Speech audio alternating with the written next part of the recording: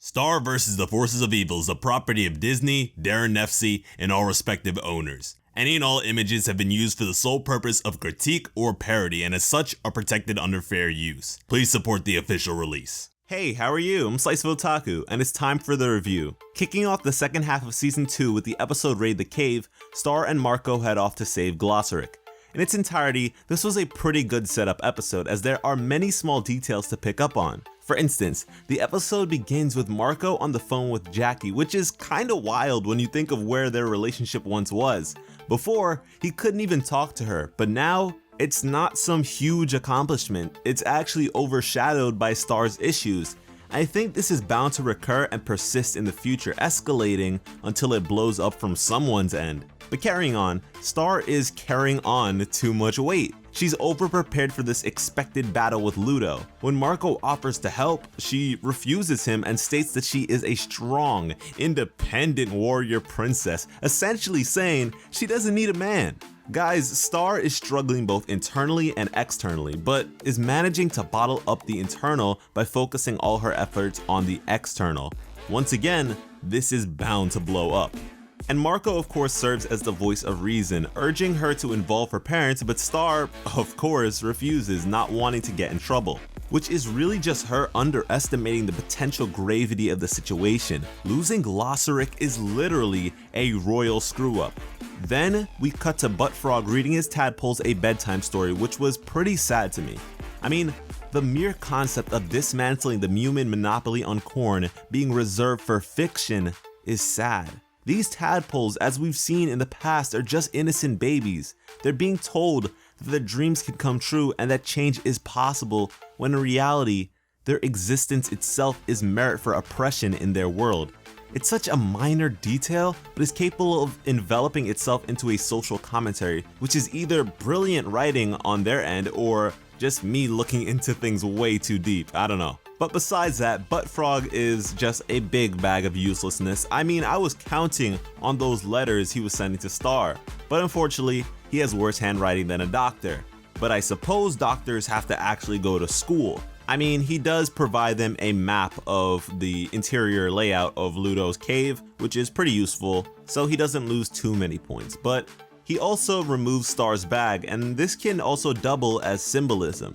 You don't need all this extra baggage, you just need to focus and be ready with what you know well, which is your magic. The sequence of going to the cave is also pretty funny. I love how this show utilizes both redundancy and repetition in its comedy. It's almost like the Star signature style at this point.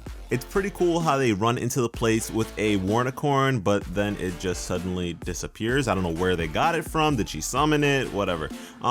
We then get an action sequence of just beating up monsters first and asking questions later. Oh, but not just any monsters, alternative monsters. You see, Ludo moved out and the hipsters moved in. I mean, come on, low lighting and edgy aesthetic, it's perfect. Since Ludo's vacated, he must really be onto something bigger here. He's procured both the spell book and a hefty amount of corn. Now, we haven't yet seen a monster equivalent to the Mumin Kingdom or Mumin royalty. With this newfound arsenal, he could very well become this figure.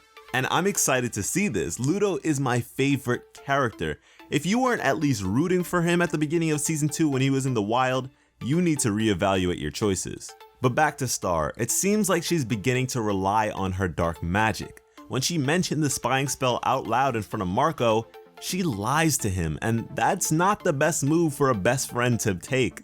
It's almost like we're walking in a minefield when it comes to the last episode's events. Like, this Jackie thing is bound to just boom. And is it just me, or is that big goat monster that offered to dye Marco's jeans voiced by Greg Cipes, the voice of Beast Boy from everybody's favorite Cartoon Network show? Nice jeans, dude. Can I dye them for you? Hard pass. Well, at first, Star struggles to use her dark magic. First, she hurts herself.